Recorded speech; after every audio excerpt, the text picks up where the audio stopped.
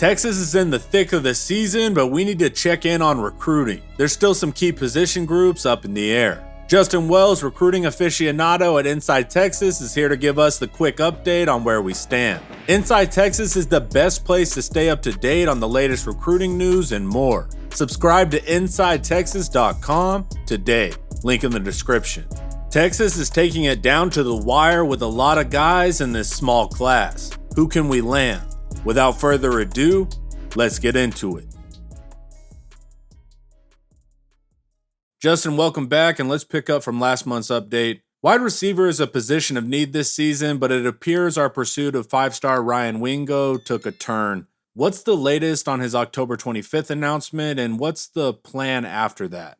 Yeah, with Texas and Ryan Wingo, basically the On3 industry ranking five-star, he was down to a handful of schools by the end of the summer. Missouri, Texas, Miami, Tennessee, even Georgia and Texas A&M were making credible pushes, but it boiled down to Texas and Missouri, either staying close to home, proximity, or spreading your wings a little further and going down to Austin to catch passes from Arch Manning. Talking to a couple sources in the last few days, it looks like Texas and Wingo are probably done. One of those things where there's a lot of stuff involved, man. There's a lot of stuff going on in the world today with NIL, with the portal. And, talking to Ryan, he individually told me months ago, the number one thing he's looking for is production at wide receiver. And I'll be damned if Luther Burden at Missouri hasn't had an unbelievable season. And that's one of his friends. That's a guy from the same town, same city. He's been to Columbia half a dozen times, it feels like. And now with his decision on October 25th, I fully expect that to be Missouri. I think most of the other schools have kind of pulled away or pulled off because of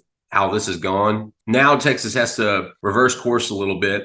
You saw the offer to Isaiah Williams a few days ago.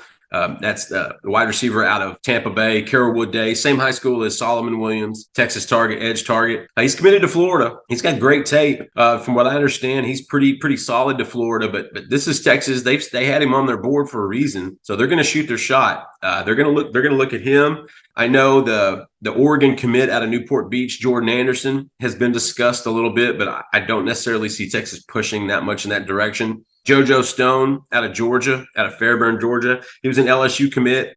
He was on the Texas radar, a year ago or whatever before he committed to LSU. He decommitted a couple days ago, but from talking to sources, didn't look like Texas is going to go after that one. Is it either? I think Stone's dealing with an injury as well. And so what you're going to probably see is they want one more.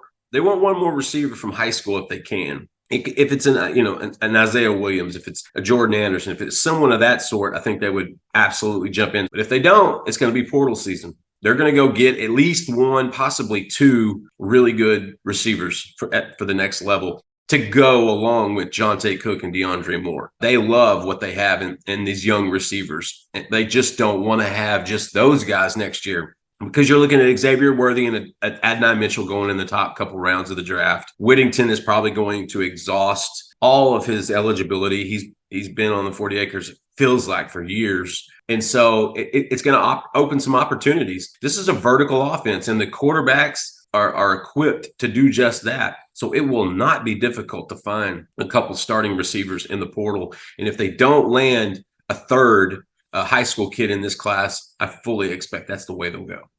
All right, and we already landed a top tackle in Brandon Baker, so we got a headliner, but we still have to find some guys to fill out the O-line. What other names do we need to watch out for?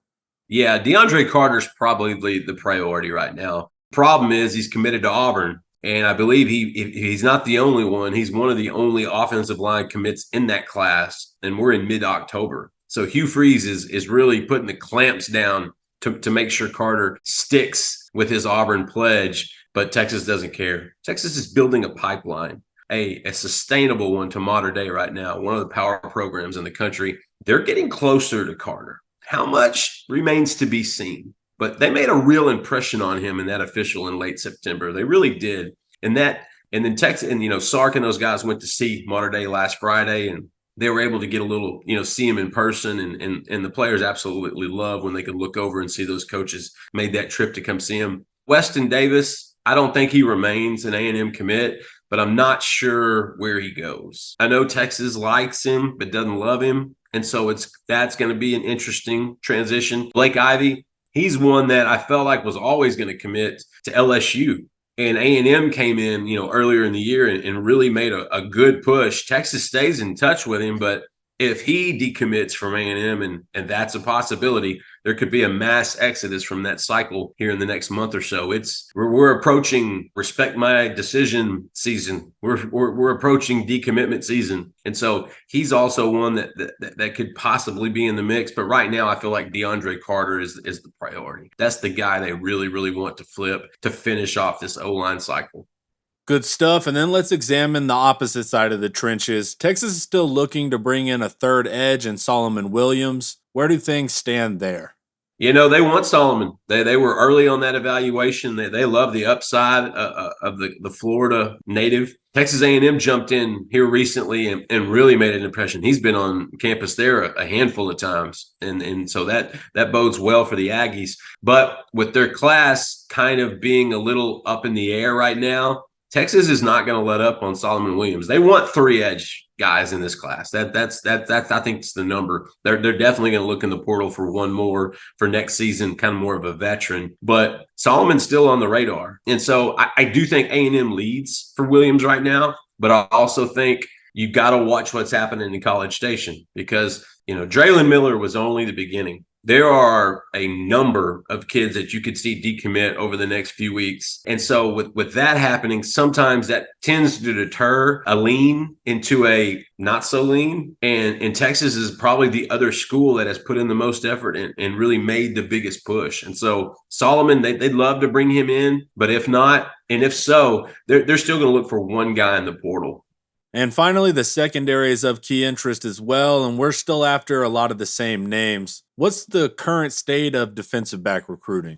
If wide receiver is the most important remaining in offense, DB is definitely the most on defense. You've got guys like a Jordan Johnson-Rebel who's already in the mix, a Santana Wilson, dynamic corner, but they want to add a few more. Kobe Black's number one, and they remain in a great spot with Kobe Black, the On3 industry ranking 5-star out of Waco Conley. But Kobe's taking his time. He was going to take a trip to LSU, but he canceled. He was going to take an official to A&M, but he canceled. I'm not sure if he's going to reschedule either one of those. To my knowledge, may not. Then there's a chance he could get back in the mix with Oklahoma and he could take a visit there. I think Kobe is being thorough. I think he wants to make absolutely sure he's making the right decision. And if there's one person if there's three people that are recruiting Kobe Black the hardest, it's Colin Simmons, Trey Wisner, and Jelani McDonald. And I think at the end of the day, I think Texas will win out there, but it's not over. They got to finish before they can pour that cup of coffee.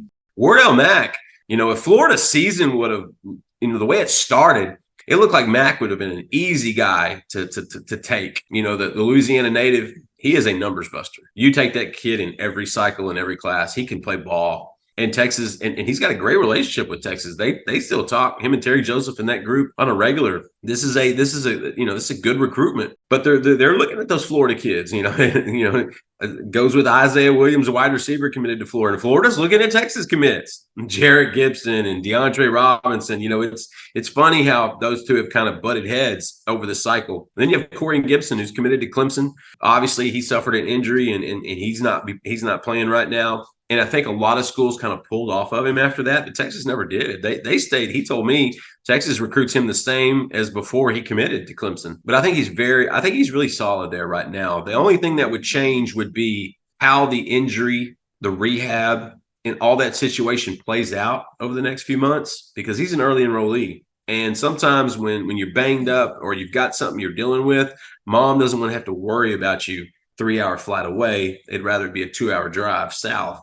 And I think proximity could help there. But Corey and Texas are still talking, but I think he's solid there, at least for now.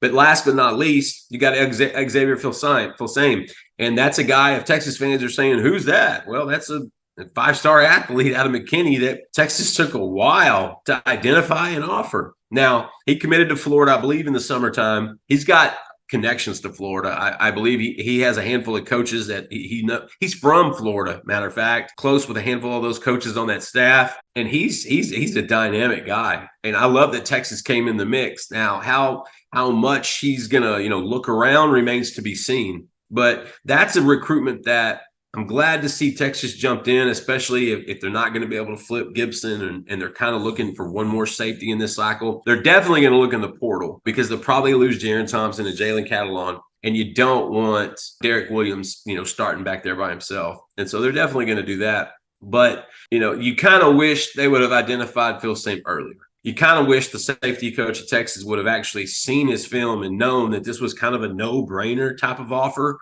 before he had built such a good relationship with Florida and committed to the Gators. Texas is playing catch-up on that one. But I think they can finish strong in the secondary. I like where they're at with Kobe Black. And I think there's going to be, if Texas continues to win, there's going to be a couple flip candidates in the mix. And I feel like Phil Same is a guy that could be one of those players if Texas pushes the right buttons.